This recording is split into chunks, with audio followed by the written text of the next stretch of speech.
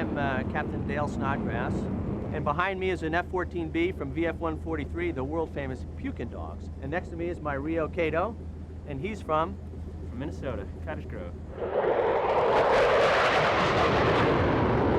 This little pod you're looking at right here is what we call a television camera set. It has the ability to slave to the radar and magnify that picture by a factor of 10 power. So we're able to visually identify airborne targets at much longer ranges.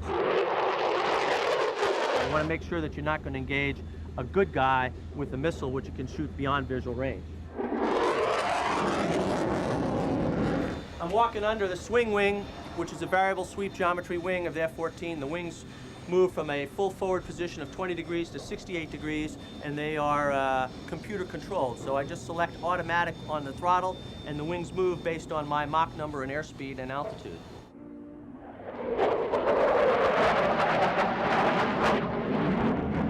Right now we're in what's called an oversweep position, which is the equivalent distance of the tail, which optimizes space on the flight deck of a carrier. This little bar right here is called the launch bar. When on the aircraft carrier, the aircraft actually kneels. This whole strut collapses down here, and this comes down on the flight deck, and this is what attaches to the catapult, and this is what's between you and the 300 feet and gets you flying on the end of the catapult. This is what drags the airplane from 0 to 150 knots in about 2.5 seconds. What you're looking at right now is the thing that separates Navy fighter pilots from Air Force fighter pilots, and that's the tail hook. And when we come aboard the ship, we have a lever in the cockpit. We lower that. This hook comes floating down, and right here we have 2-inch cables, 2-inch wide cables that go across the flight deck of an aircraft carrier, 4 of them, and we engage one of these, and that's what stops the airplane on the flight deck.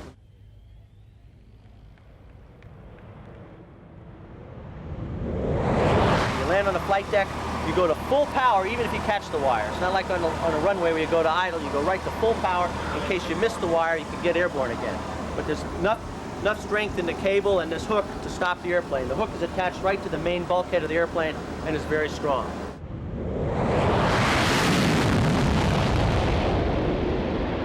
And then you take it to the next level, which is night carrier landings, which I've got over 1,100 carrier landings, of which 400 and some are at night, and I've been doing it for 20 years.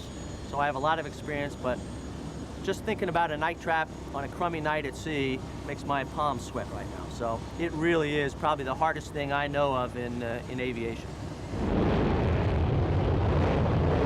Navy flight gear, which is very effective if you have to float in the ocean, but if you just have to go flying, it's kind of a pain in the neck to put on. These life vests and everything are little special dealies that once they get wet, specifically in salt water, your life vest automatically inflates.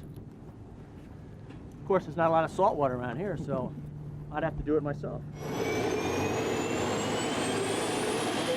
The F-14 is a venerable fighter. It's been around in active duty service for over 20 years now. It's been a great airplane for the Navy, one of the preeminent fighters in the world, still is, but in the last couple of years we've transitioned into the world that we call strike, which is air-to-ground tactics. And in the last year or so in particular, the airplane has seen a renaissance, and with some modifications and additions to the airplane, it's become a superb precision strike platform. The ability to drop a laser-guided bomb in your sunroof if you like. Captain Snodgrass is now going to accelerate the airplane and set up for a series of rolls down the show line. Notice as Captain Snodgrass sweeps the wings from 68 degrees supersonic position to the 20-degree forward position during these rolls.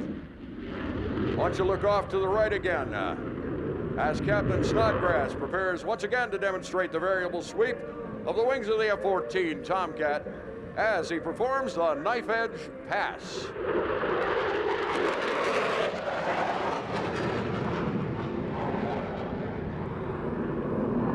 And the water vapor comes off the wings as he pulls out. Gear down, flaps down, simulating a carrier landing. Working that throttle.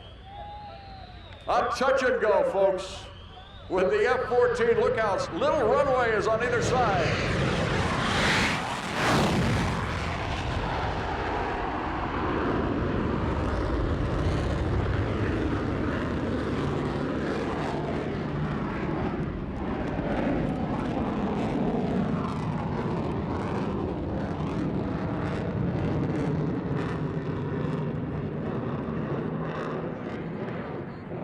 What do you think so far? Are we having a good time with these guys? Woo!